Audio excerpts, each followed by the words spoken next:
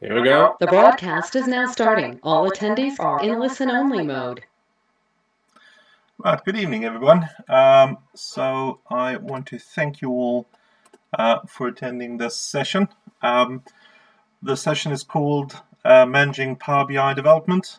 It is a quick sort of DevOps practice or management practice from a Power BI solutions architecture perspective. In other words, how to manage Power BI development or Power BI projects at your organization or together with your customers. So to start off, and I'll see my one moment for me. See my presentation tools stop working. Right. So to start off, I just want to sort of make everyone aware this session is brought to you by PowerBIDays, the official Power BI user group in Belgium. And I would like you guys just to visit their website at www.powerbidays.com and register for the January conference. So there's a 2-day, there's the 26th of January, which is in Belgium, and then the 27th of January, there's an online conference. So my name is Andreas Bergstedt. I am a data platform and BI solutions architect. And if you would like to, you can visit my blog at blog.bi360.ml for more content and tutorials from me. So let's get started.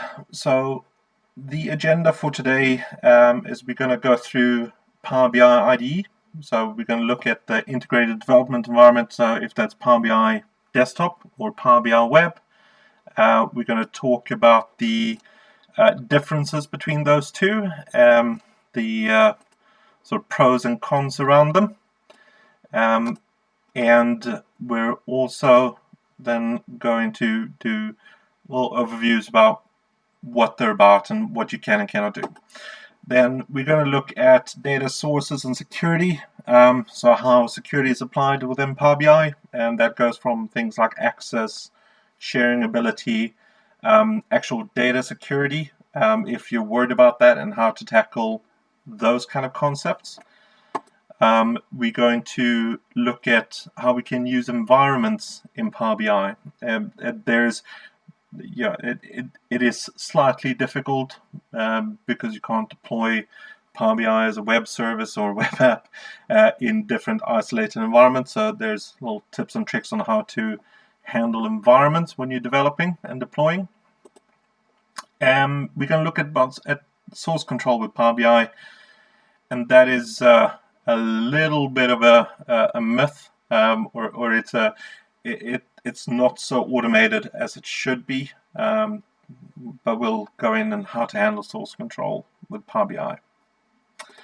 And then we're going to end off with a 15-minute Q&A that's been scheduled in. Right, so I'm just trying to get rid of some of the toolbars. There we go. So if we get started, so if we look at Power BI or the integrated development environment, so if we look at the other Microsoft BI stacks or BI components, like SSIS, reporting services, those kind of things, we all drive them through Visual Studio, but unfortunately Power BI, our best development tool or design tool is the Power BI Desktop, and we have some strengths with Power BI Desktop. The one is transportability, so we can develop a dashboard or a report. We can publish it. We can transport it from one computer to the next. I can send it to a colleague for further work and refinement, and he can work on it locally. The second thing that is a strength in using Power BI Desktop as your IDE is the fact that you have more data diversity, so you can work easily with embedded or local data sets. and you can refresh those into sort of your Power BI reports. So when you publish them, they'll be embedded. Whereas when you work with the web, you work with what services the web platform can get to at that point in time. It doesn't limit you to things like flat files, because you can collect them locally or pick them up from your OneDrive or the likes of those. But data diversity is a lot better in the desktop tool, and the support is easier.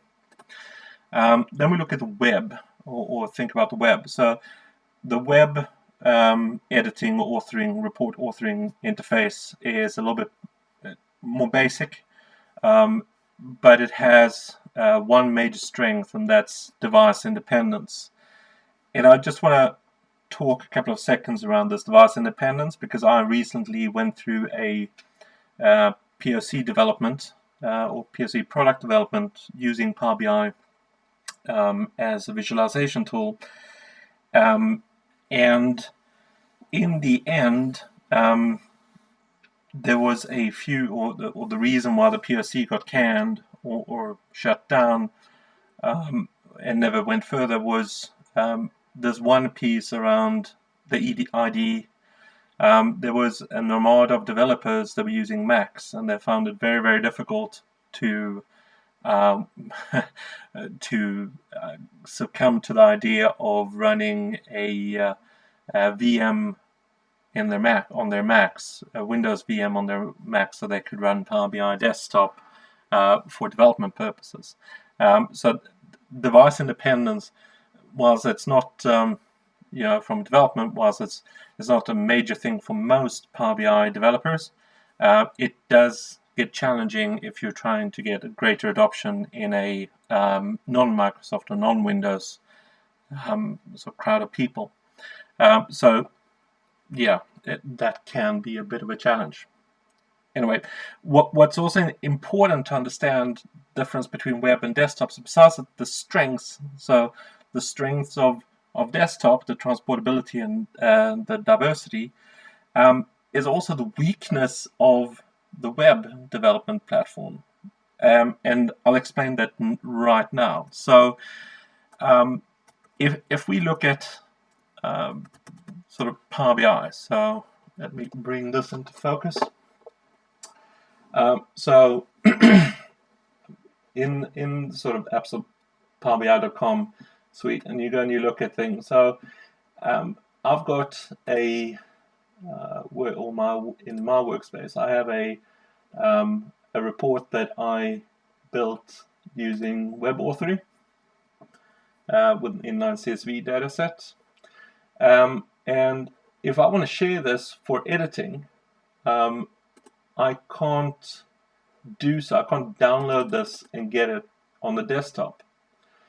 But when it comes to my Power BI reports that were built in desktop, I can go and pull the source code or download it and edit it further, and then share it with my colleagues or another UI expert or someone that deals with flow or whatever it may be for further development or refinement or user acceptance testing or something like that before going on. So that this is something that's really, really important when we look at the differences between web and the desktop Power BI editing or authoring. Okay. Another thing in this is about data sources and security. So there's three main security concepts that we deal with in Power BI, and that is access. So in other words, who's got access to the reports and being able to open them up or author them or edit them. Who's got access to the workspaces, and we'll go through those now.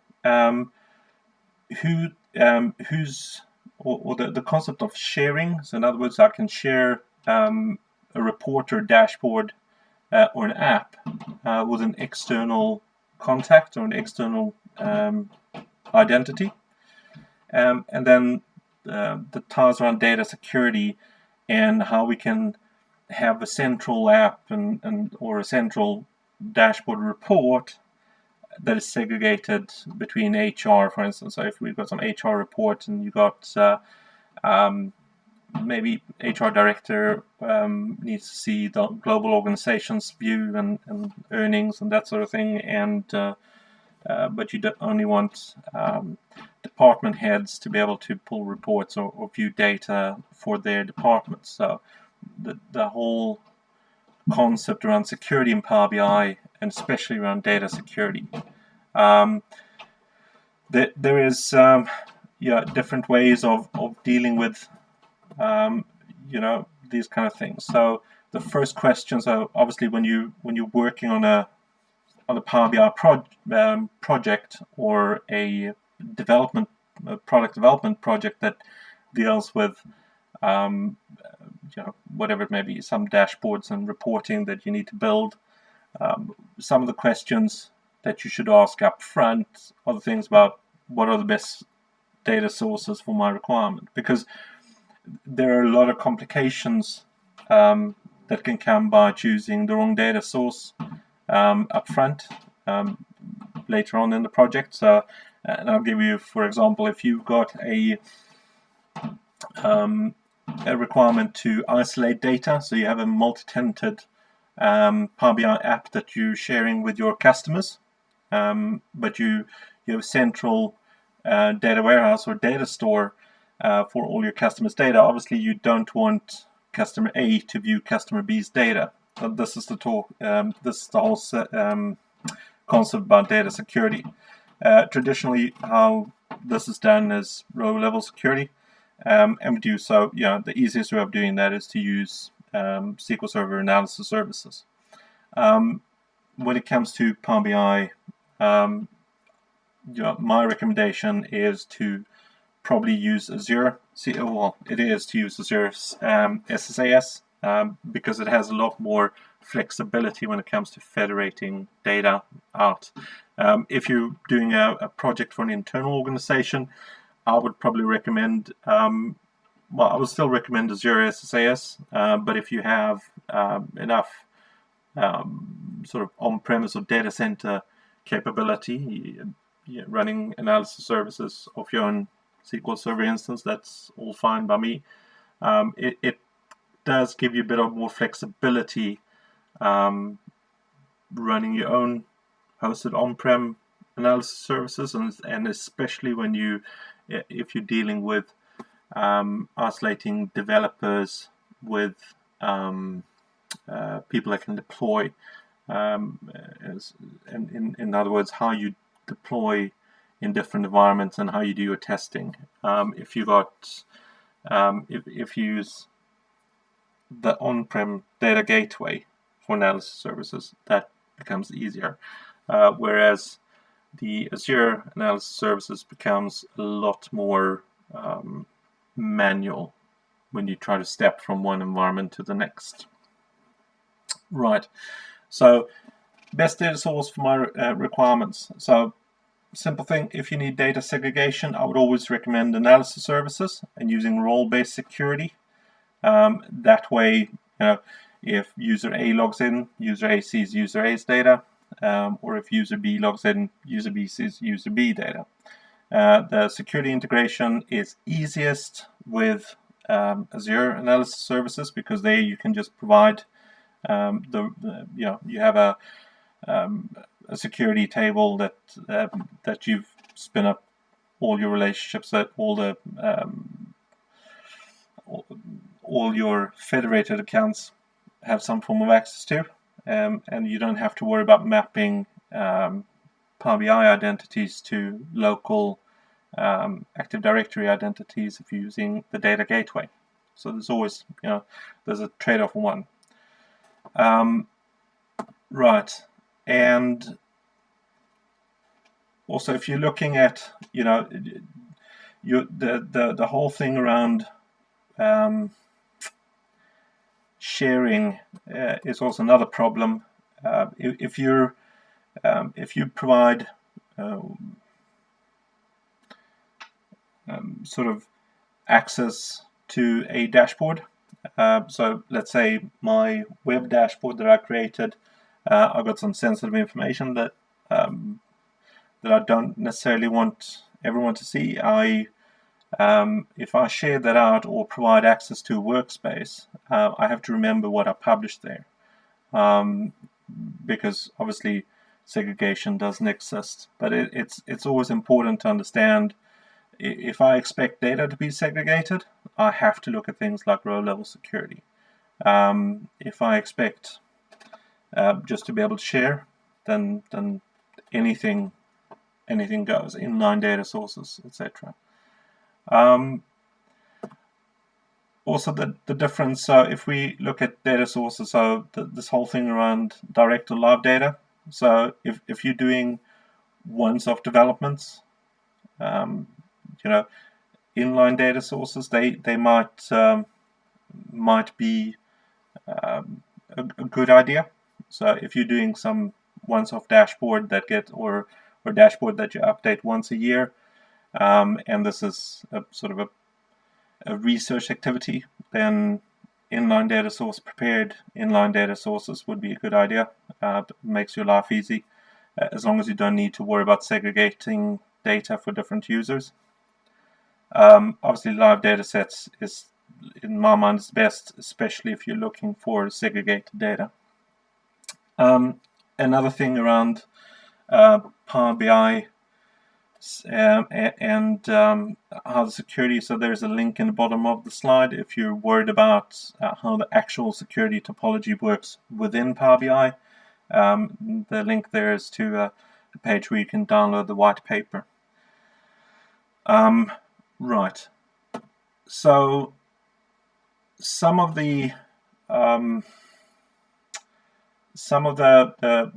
major challenges when you're developing in Power BI is to separate environments, and how do we handle environments in Power BI. So this was, and I've got to give credit to a lovely developer, and she's really good at this. She belongs to the London Power BI user group. Her name is Prathi. She showed me how to do this last year. We actually worked through this and came up with a viable solution. So in my case, I have a BI analyst or data analyst that does reporting builds and dashboard builds. I've got a SQL developer, and I've got DBA, and I have some other development resources. Now, one of the challenges is obviously the company I work for, we have this idea that when we're building customer-facing applications, you obviously don't want to just release stuff. You have to go through dev, put into integration or testing or stage, and then move that into production once signed off. And the workspaces in Power BI actually helps you do this quite easily. So I'm going to now go back into a bit of a demo. So if we look at our workspaces, so here I've got a dev workspace, and I have this Azure SSAS demo workspace. So for instance, in the dev workspace, I have a report, and this report, it's interactive. It speaks to analysis services. It works fine. You can click through it. You can filter, but it's missing a little bit of finesse, right? So if we step back, if I show you my same report, this one is associated. Let's have a look. Sorry, just need to see which one I opened up. Yes. Okay, so this is my dev report. Right, so let's say we want to add a filter. So I am going to throw in a shipment type filter where we can slice out cross-border shipments or domestic shipments, and we can look at those volumes. Right, we're going to save this, and we're going ahead and we're going to publish it into our dev workspace. So here's, we've now published it into, we're going to replace the existing one.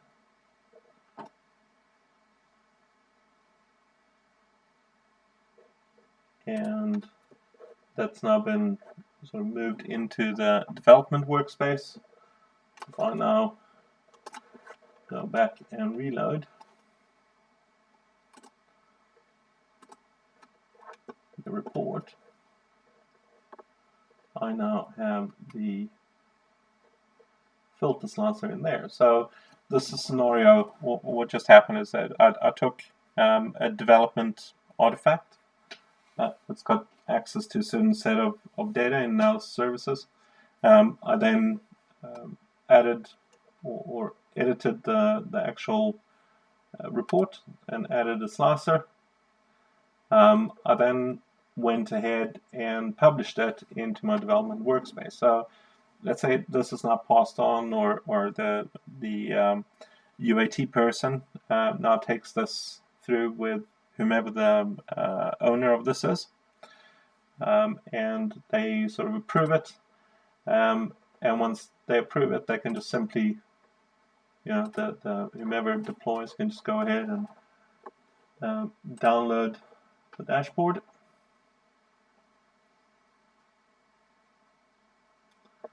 So we're just going to wait for that to open up.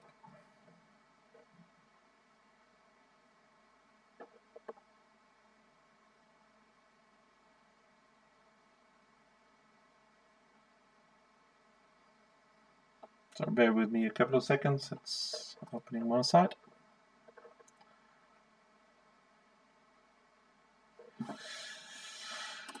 Just need to sign in quickly.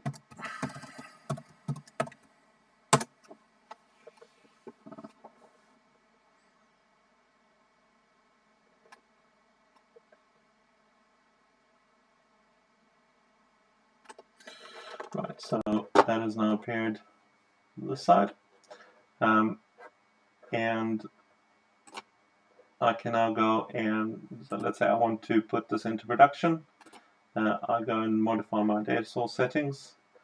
I have, in this case, I have two data models or databases with identical structure. One is a development database, and one is the production database. So I'll go ahead and open that one.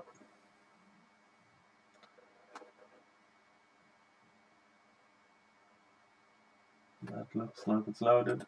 So now we can go ahead and publish this.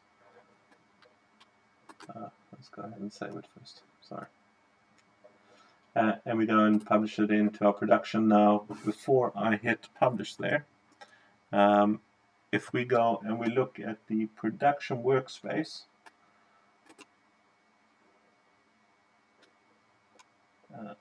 there we go. And we're going to look at the existing report. And that report looks like this. It's got a bit of a geography map and a line chart and some column graphs on that. So we go back to this step and we go select the demo workspace, replace the existing one, wait for that to complete, and that is now done. We then go back to our web browser and we reload this report, and you'll see that it's been updated.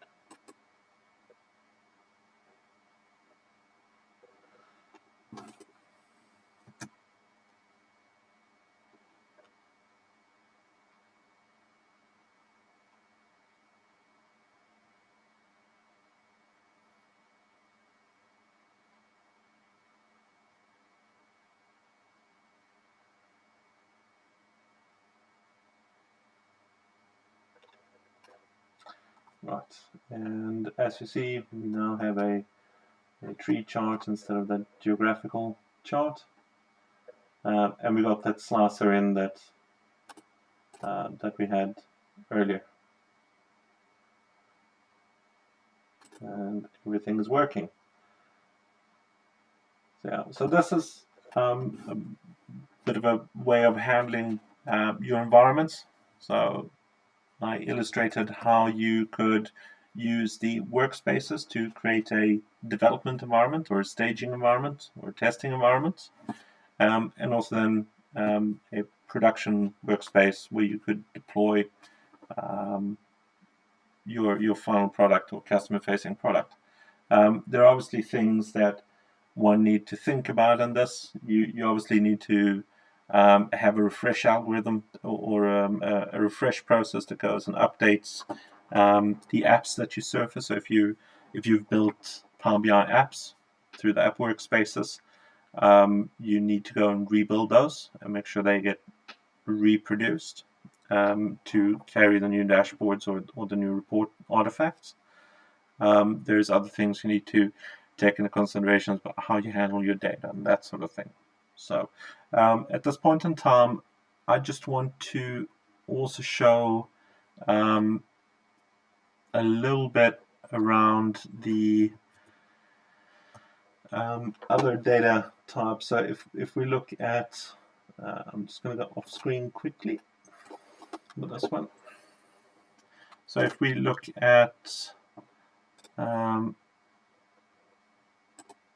some issues with security, we look at how you would manage other live connections like on-prem data gateway and that.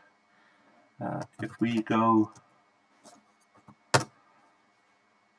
through that, I'm just off-screen signing in to another account.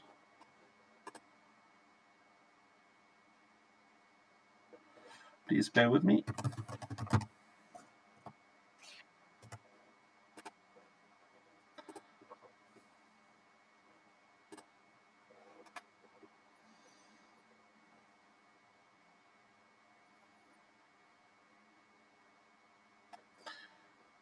So I just want to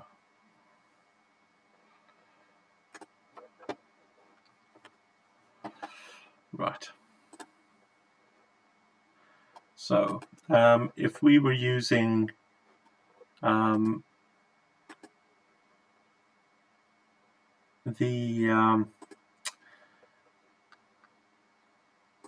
data gateway, we would have to worry about things like mapped URIs or security, sorry, not URIs,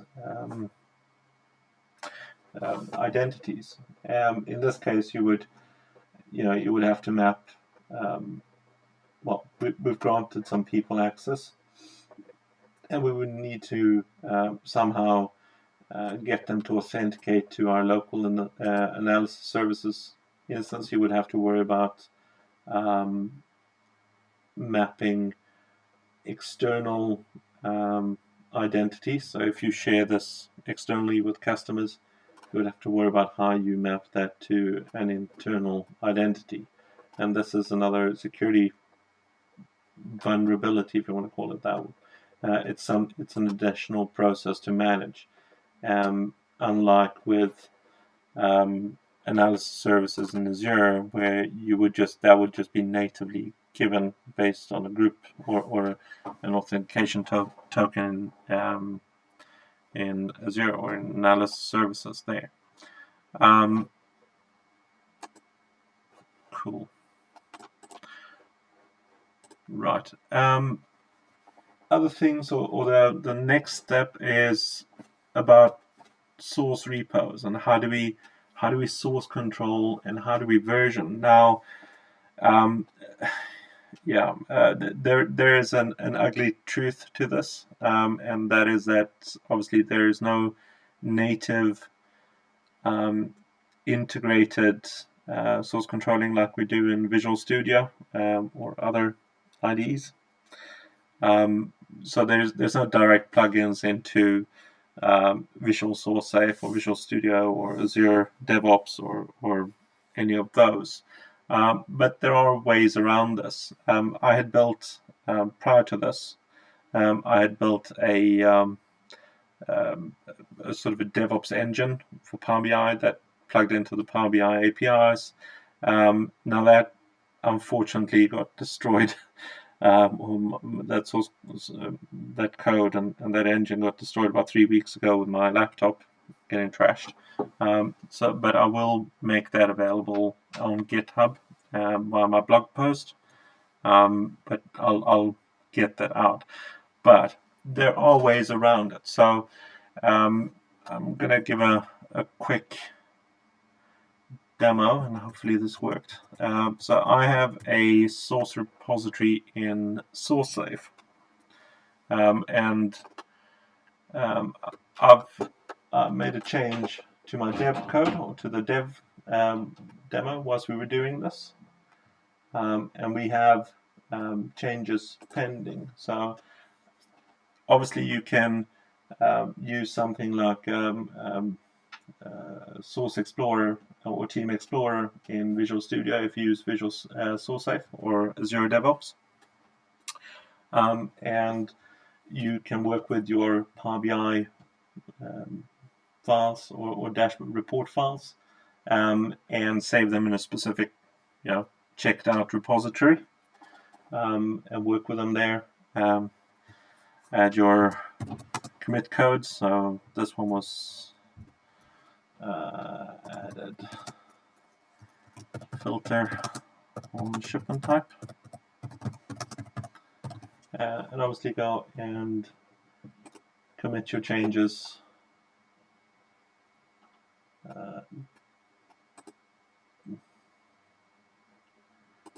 Go ahead and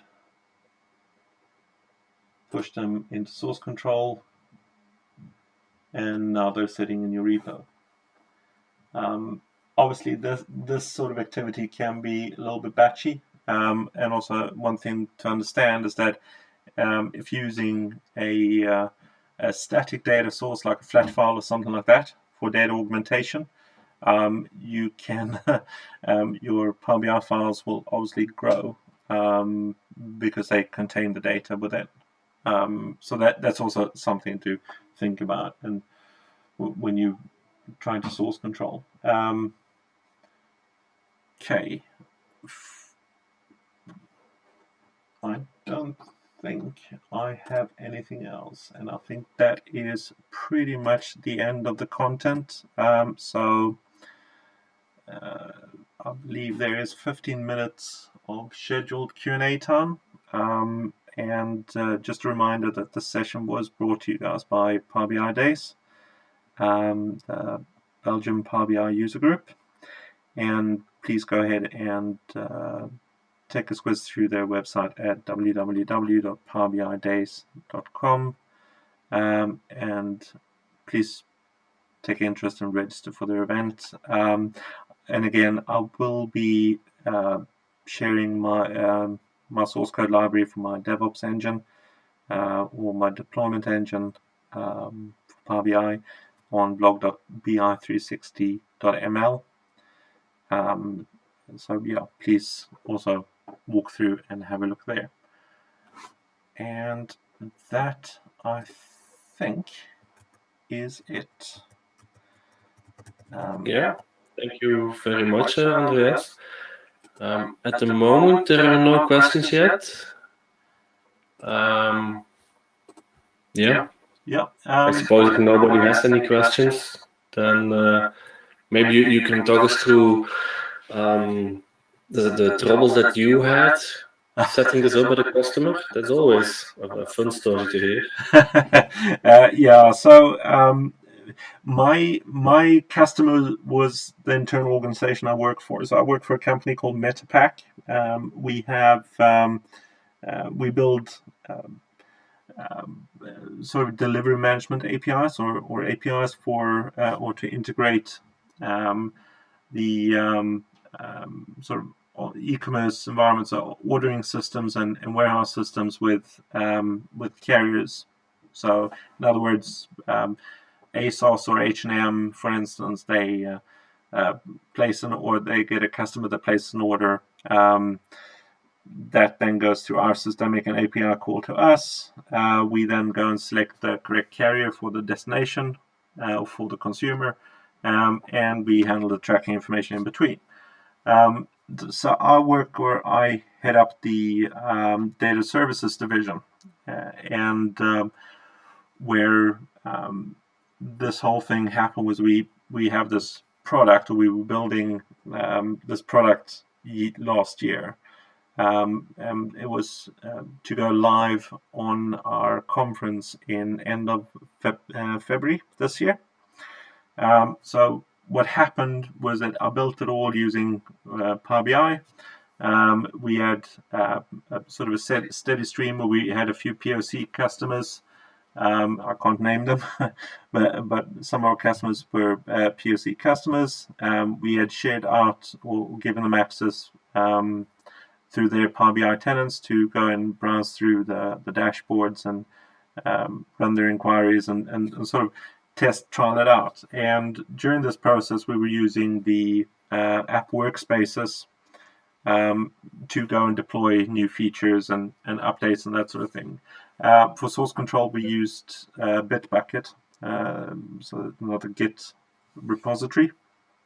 And we had, like I said, the challenge that came in was more on the EDI side. So it was the rest of the armada of developers that weren't comfortable sort of subjecting themselves to installing Parallels or VMs on Mac and working with Windows for their Power BI development. That was the biggest challenge, and that's ultimately how this whole thing crashed, regardless of if it was the right solution or not.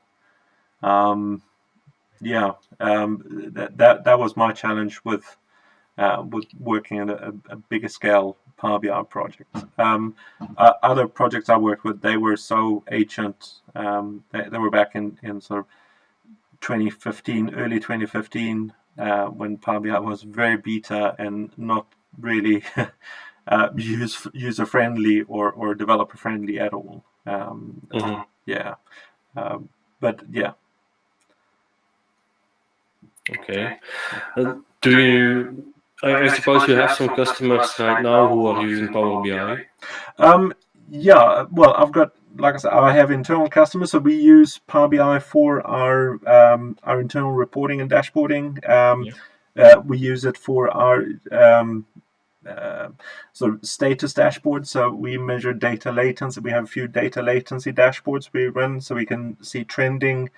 We do a bit of sort of long-term or trend analytics in it too. There's some really nice advanced analytics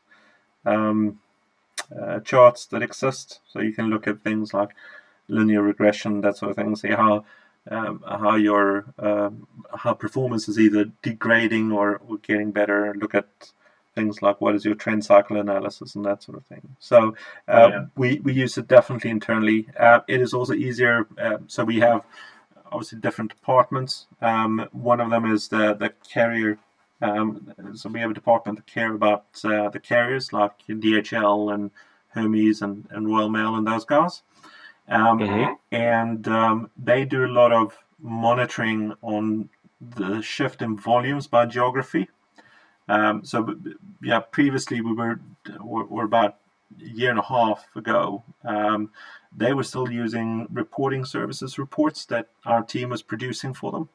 And this was, very tedious. And they would get mail shots once a week on what is the carrier volumes doing, and they were not interactive. And this is where Power BI is a lot better. Obviously, it's a lot more intuitive, and they're able to interact a lot better with it, and information is a lot easier for them. So internally, I suppose you have a data warehouse set up. Yes. Do you deploy that from source control right to a build server to the server itself, or how do you do that? Yeah. So we obviously we source control it. There is a Jenkins job that runs API commands at the moment. So if let's say one of my developers goes and updates a repo, and there's a version tag that changes, Jenkins will pick up the job, go and grab the Power BI desktop file, and go and push it using the API. It obviously sends alarms that things have been updated, but it's all handled within the Jenkins framework. The code that I had was using the Azure DevOps, so there was some ARM scripts in that I had there. I had to trash them. I rebuilt my my Azure account not too long ago as well. I also had some local SSIS jobs, so I had two ways of doing it. I had a local SSIS job that also went and managed data connections to make sure that no one published a report that was connecting to the wrong data source. And that's also one of those challenges. So if you're using that on-prem data gateway, it's whatever that data source is at, and you're using the workspaces, whenever you publish using one of those organizational data sources, they always end up in the right data set. So you never publish a dashboard with the wrong data source in it. But if you publish using analysis service or Azure analysis services as a data source, you obviously every time you publish, you have to go and update your connection strings. So you're using the right data source, and that is a bit of a tricky one to handle. Obviously performance is a lot better when you're interacting with analysis services in Azure than what it is with an on-prem data gateway hosted in some data center somewhere. Okay. Well, I'd love to have you do a demo of that next time, when it's possible for you. Because I'm sure a lot of people are very curious about how you are handling that. Yeah, it is. It is one of those. So whenever you go to some form of dev camp or something like that, there's always someone that sits that have an issue. The last one I went to, there was a general. He was a head of. I can't remember which company it was from, but he was a head of development on the data platform side for a large organization, and they were struggling with this whole way of handling deployment pipeline, especially for Power BI. It is just because that the development, Power BI desktop is, it is so compartmentalized into itself, and there is no plugins for anything else. Everything has to be custom built outside of that, that is one of the biggest challenges if you're dealing with large-scale enterprise development in Power BI. Yeah. Hey, speaking about plugins, I recently found out there's a GitHub project from some guys at Microsoft, and it's actually a plugin for Azure DevOps, what used to be Visual Studio Team Services, and it allows you to automate that API part of picking up a PBX file, deploying it, changing the connection strings. So you should check that out. I'll definitely go search for that. Do you have any idea who built it, or by name?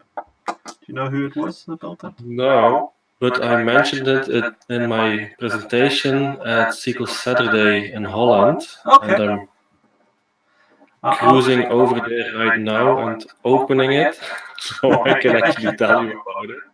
No worries. So, I'm just stalling at the moment. No worries. I'm not going to tell a joke to stall time, but for sure, this is obviously if the kind folk at Microsoft has built something. I obviously missed that part. It wasn't final yet. They were still developing it, and all kind of feedback was very welcome. So I have the link.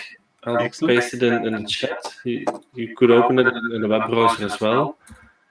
Let me broadcast it to everybody. There you go.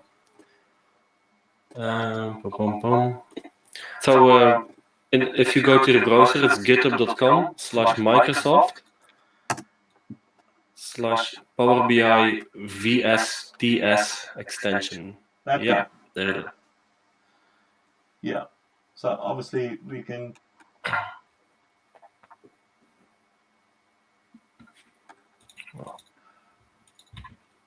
Right. So yeah, this is definitely a project I'll go through and I'll have a look.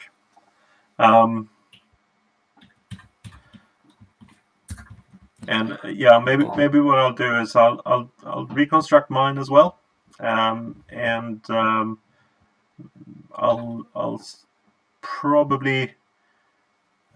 probably compile that and submit a session for PowerBIDays in January, just on that little DevOps chain.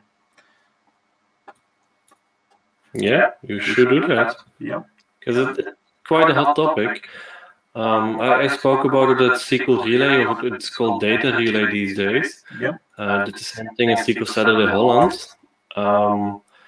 And Data Relay, Craig Porteous from SQL GLA from Glasgow, he told me he was working on something as well, and I should have included it somewhere.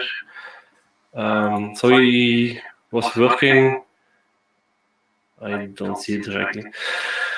He was working on his own Power BI modules to actually call the API and process Power BI files, upload them, change connection strings, change data sets. yeah.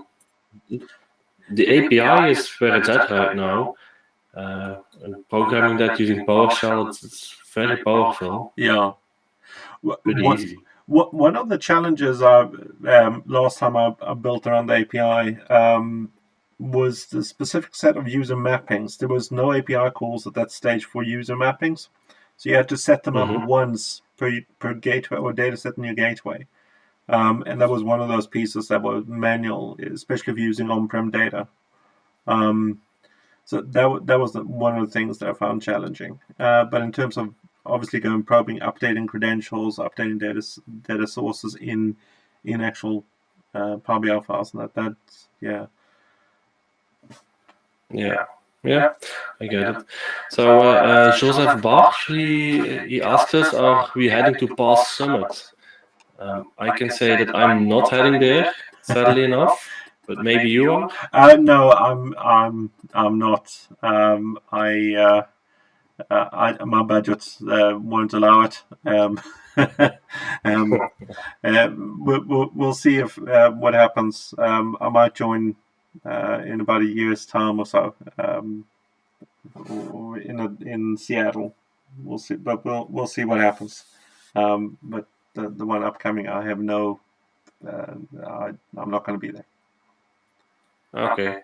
Joseph is doing an ADF version 2, so Azure Data Factory version 2 presentation there.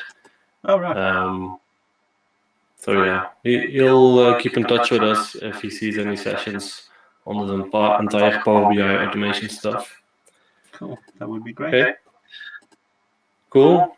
So I guess we can end it here, unless you have anything else you want to share. No, that is it for me. Okay, cool. I'm looking forward to your submission for the Power BI Days.